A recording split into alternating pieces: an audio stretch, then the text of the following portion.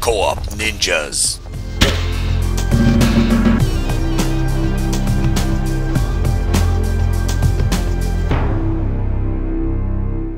How we doing then, Nathan? Doing well, Daniel. What do we have here? Well, we're doing our second video of TerraFirmaCraft, which is totally super awesome. We're gonna do Yes, it some is. informational information so that Yep. people know what the shit they're doing in TerraFirmaCraft. So we can have a better idea of what we're doing. Yeah, that's generally a good idea. Yeah. Before we So, get started here, we want to give a big shout out to Robinson Secondary School. You guys we got a ton of people on Facebook following oh yeah, us. definitely. You guys are awesome. We appreciate it. Go Rams. Everybody else follow us on Facebook. Check out Twitter, all that business. So this is TerraFirmaCraft. So just go over some basics. Hmm. Falling out of the sky for no Got reason. trap doors all over the place. Well, yeah, your stuff has to see the sky. The Oh, forge okay. anyway. I don't think the campfire does, but Right. it's Yeah, there why anyway. not? So the most important thing in TerraFirmaCraft is to get some weapons right out of the gate. We've got spears and bow and arrows and Yeah, spears are pretty cool too. yeah, pretty. How did that go?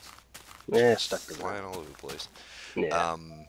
One of the most important things you're gonna get, or you're gonna need to get, is a fire starter. It's pretty simply made. It's just two sticks diagonally. Boom, fire starter. Now you can start making campfires and all that stuff. Right. Once you have a campfire, you're gonna throw some sticks on the ground. I think like 6 or 9 or something. You throw them all in one square, hit them with your fire starter, and you'll create a campfire. Hmm. Campfires are run by wood, so you need logs. Just go chop down trees with the multi-tool. Multi-tool is very, very basic. It's one flint above one stick multi-tool. That'll be the very first thing you can make easily, that and the fire starter, and that'll get you going. Then after that, it's just a matter of keeping those fires stoked. Hmm. And You that can would be also what is it? you keep it stoked with what logs and everything eventually. Yeah, we got log piles here. Yeah, yeah, that's pretty cool. Yeah, when you pick up some logs, you can stack them up on the ground. And they only stack to four. 4 of 4 each. Okay. Like when you open up the GUI, there's 4 slots. Each one can hold 4 logs. Right, right. So you just got to kind of generally keep wood in them, keep Okay. your fire going. We've already built our forge. This is 9 blocks underneath and then 8 blocks on top. That gives you a forge. You toss, I think, 6 or 9 coal in the middle of it, and then hit it with your fire starter, and it'll fire right up. Very cool. We got some charcoal right here. It's not coal. Charcoal is what you need to use. Charcoal's the Right, best. because there's different burns in this, right?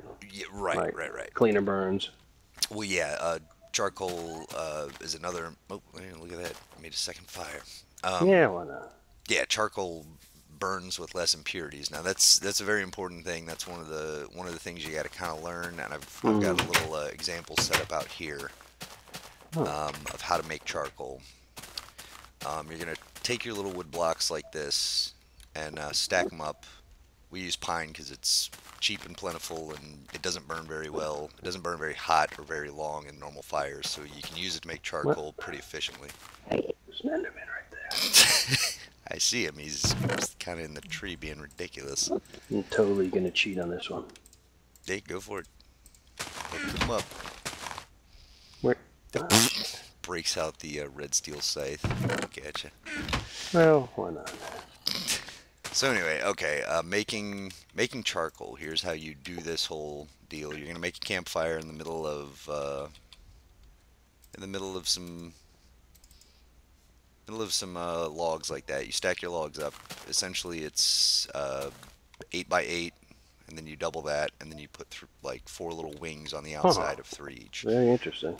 Yeah, you gotta. It's like you're making a pyre, like a. Yeah, no, that's exactly what it is. And the thing about it is, like in real life, when you go to make charcoal, it has to be in a non-oxygenated environment if you want good charcoal. So you have to do the same Okay. thing here. You got to kind of bury your pyre with dirt to try and keep the oxygen or Huh.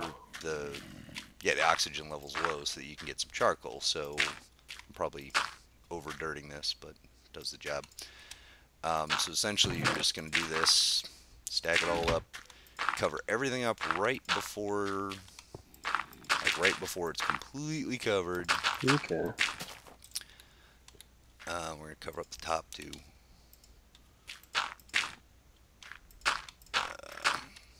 So once you get everything covered, ooh, Mm. yeah, that was Or, fail sauce there. So you get it almost completely covered up. We're gonna add some more wood right here, and you can just fill it up depending on how much. Yeah, you don't have to fill all of these up completely. You can just do like one stack of four if you don't have enough wood. But the more mm. wood you put in it, to a point, the more charcoal you Oh, get you out mean the in the end. piles? Yeah, and that's what you Whoa. got to be careful about is if you're standing too Mm. close when you put that last set of logs on there, it'll set you on fire. All right. So if you know it works, your pyre will start to, you see how there's smoke coming out of everywhere? Mm-hmm. That means you've done it right and it is currently making charcoal. Now you just have to kind of wait, and when you come back, you'll just dig the dirt out, and the campfire will be there. When you right click on the campfire, there'll be stacks of charcoal Like in, like big stacks? yeah, like 64 stacks of charcoal. Oh wow. So that's once you get enough trees, you want to. All right. Yeah, and don't use like pine and hemp or pine and hickory and things. Those are good hot burning woods to start your initial smelting of tin and copper and things. Save that for your hotter metals, the metals that need hotter fires. Like I said, if you use pine, you chop down a pine tree, you get a ton of pine, and you do it pretty easily. Okay. For speed's sakes, we've cheated, of course, Oh just so yeah, you guys yeah. aren't watching us try to find cassiterite and all this crap. We'll do another video with all the finer points of mining, but right now we just want to kind of show you what to do with all the equipment. There's a lot of new equipment. Oh yeah, tons. Yeah, so we're gonna stoke up our forge here. Or actually, no, we won't even do that. We'll do it on a campfire because you can. So essentially, you're going to put your cassiterite on there, and it's going to start. Cassiterite's where you get tin from. It's going to start Right. warming up.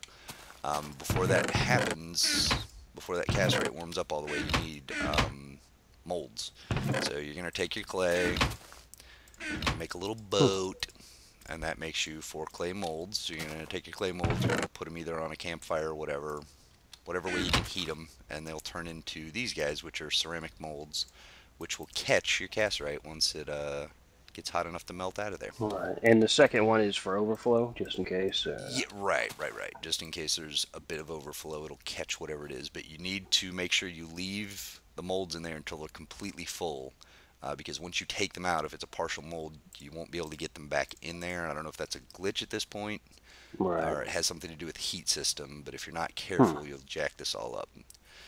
Now, Okay. as you can see right now, our fire's kind of hot, but not really. I mean, we're Yeah. making tin.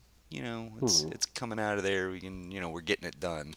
But if you were to need the fire to be a little hotter, you could make a bellows, and I will show you how to do that right Mm. now. Let's see here. So for the That works bellows, for campfires and everything. works for campfires, forges, and the bloomery, which we're gonna make here in a minute. So Very there's your cool. bellows. Whichever way you're facing is which way it's gonna point. So I was actually gonna stick it over here. Oh yeah, Uh, go ahead. we'll stick it right there, so you can see the heat is just kind of sitting there. Now, I was gonna say, if you want to right-click on that bellows, go to work on it. Right click.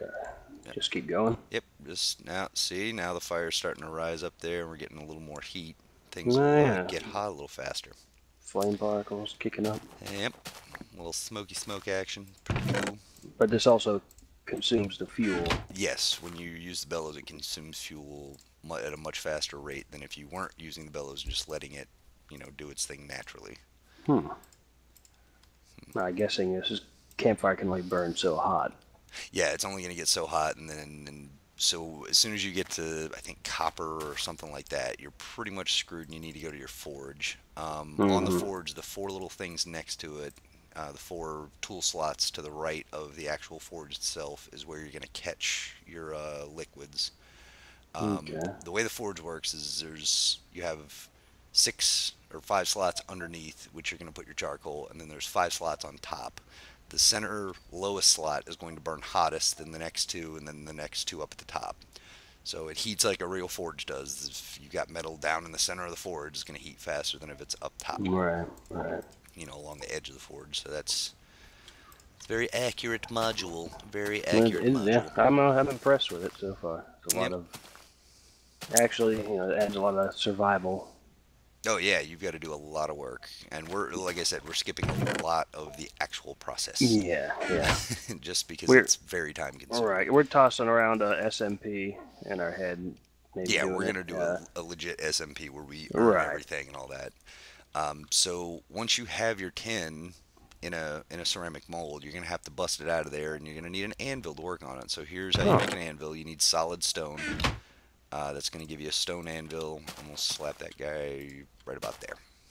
oh, that looks kind of cool. Yeah, so there's a bunch of different classes of anvil, and they all do a bunch of Mm. different stuff. And you see, there's a big, Oh, mini game or something? yeah, pretty much, big bunch of hoopla. You've got a place for blueprints. You got a place for flux to weld You can uh, punch it? to.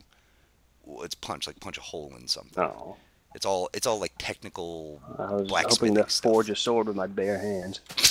Just punch out a sword. That'd be pretty sweet. Yeah? Then get So upset about it. yeah, right. So now we got some unshaped tin, very hot. We're gonna need something to work this tin, otherwise it's not gonna be worth anything just sitting in that mold. We need an ingot so we can start working. And the way to do that would be with a hammer. So most of the tools that you make can be made with just regular stone, all the basic stuff. You're not gonna get any real weapons, swords, or anything until you start making proper weapons with proper metals. So Right, this right. this is how you do it. You gotta get up there and you start in the Stone Age and work your way up. Hmm. So okay, we've got unshaped tin, very hot, and ingots that are in your inventory will slowly cool down. But what you can do is put them in a chest, and I've got some unshaped cool ones here, and I've got Oh, some yeah.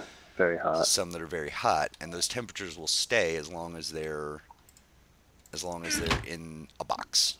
No, So that's as good to soon as you know. throw your ingot in the anvil, you've got rules.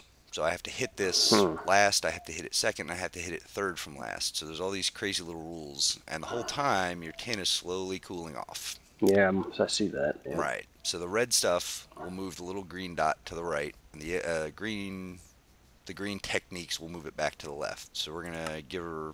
Oh, and the tin already froze. Look at that. Oh. That fast, my friend. Tin is a woeful mistress. I'll tell you that. Yeah, right, right, Oh, right. I'm sorry. It's the opposite. Green moves it to the right, and Okay. oh, And you want to boom. get There to we go. the line? On the white Yeah, line? you want to. Yeah, let me toss this in here. You want to try and get the green dot and the red dot to match.